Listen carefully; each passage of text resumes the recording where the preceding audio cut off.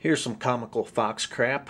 I wonder why the Republicans and such a fair and balanced news organization never got this wound up about George Bush's lies. Welcome to Washington. I'm Brett Baer. President Obama continued his effort to recast the health care debate by speaking again on the issue just 14 hours after his Wednesday night address to a joint session of Congress and the nation.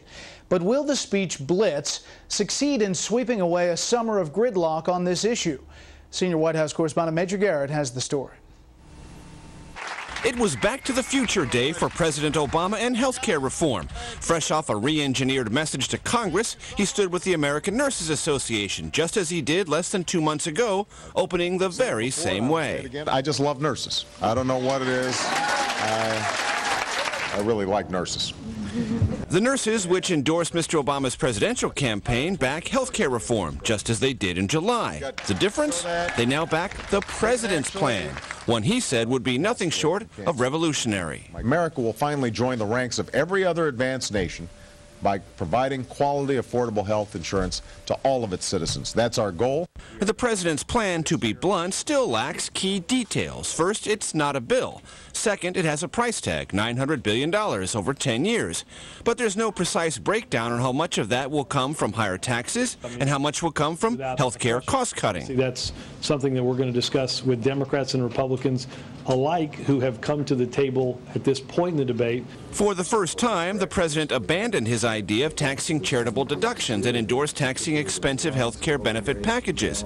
But here as well, it's unclear what the tax rate will be and which insurance plans it will hit. That's one of the things that we'll work through and discuss with Congress as we move forward. Another new wrinkle that lacks detail, stopping government spending if projected health care savings aren't realized. The White House called this a legislative must, but hasn't proposed precise language to make it happen. For now, it's leaning on an outline. One of the challenges that we face is paying for what we want to do. And I think that's exactly what the president outlined. On the issue of medical malpractice, the White House said for the first time today it's willing to clamp down on lawsuit costs in the health care legislation itself. Last night, the president launched administrative moves to encourage mediation to keep some malpractice suits out of the courtroom. Dangling malpractice reforms before Congress could win some Republican converts and produce health care savings. And if we're able to slow the growth of health care costs by just a fraction of 1% each year, we will actually reduce the deficit by $4 trillion over the long term. And just about an hour ago, the president wrapped up a meeting here at the White House with about 16 Senate moderates and Senate Democrats, moderate and conservative ones. No big breakthroughs, but a couple of senators said afterward a lot of progress toward reaching a final solution on this. Brett? Major, back to tort reform to dig down just a little bit about the administration efforts and the cabinet secretary who will implement them. Kathleen Sebelius, Secretary of Health and Human Services. Her detractors would point out from 1977 to 1986, she was chief lobbyist and executive director of the Kansas Trial Lawyers Association, but her supporters say she is committed to implementing reforms. The president has put forward the idea for a couple of demonstration projects which would do two things. One, prefer mediation over lawsuits, and also have doctors admit their mistakes sooner and get people who have lawsuits to be certified that they have real complaints before suits can even make it to a courtroom. We'll find out more details about the plans in about a month. Brett? Okay, Major, thanks. An outburst last night by a Republican congressman during the president's speech has focused more attention on the question of what the proposed legislation would or would not do for illegal immigrants. Chief Political Correspondent Carl Cameron reports. There are also those who claim that our reform efforts would ensure illegal immigrants. This, too, is false. The reforms I'm proposing would not apply to those who are here illegally.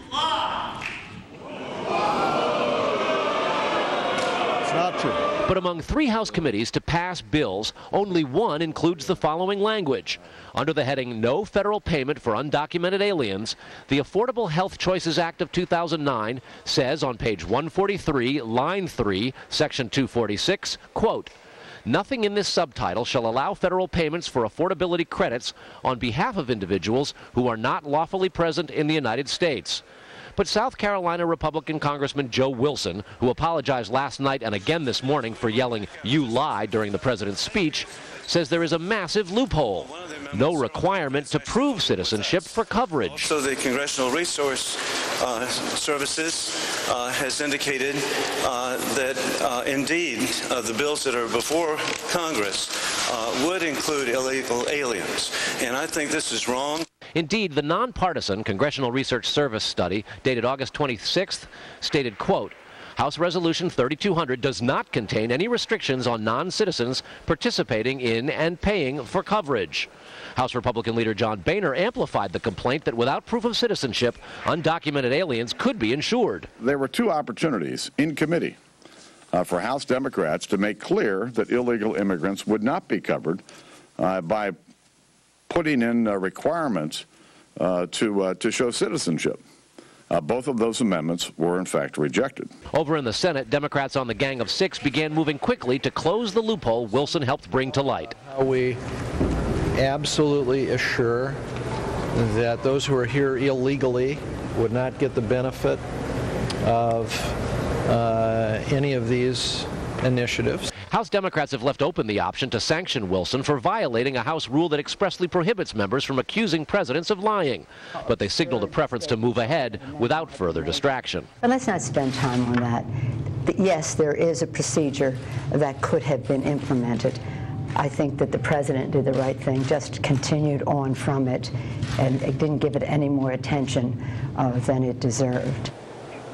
And this afternoon, this morning, the president did accept Joe Wilson's apology. And this afternoon, White House spokesman Robert Gibbs said President Obama will sign no legislation that gives government-funded insurance services to illegal immigrants. Brad.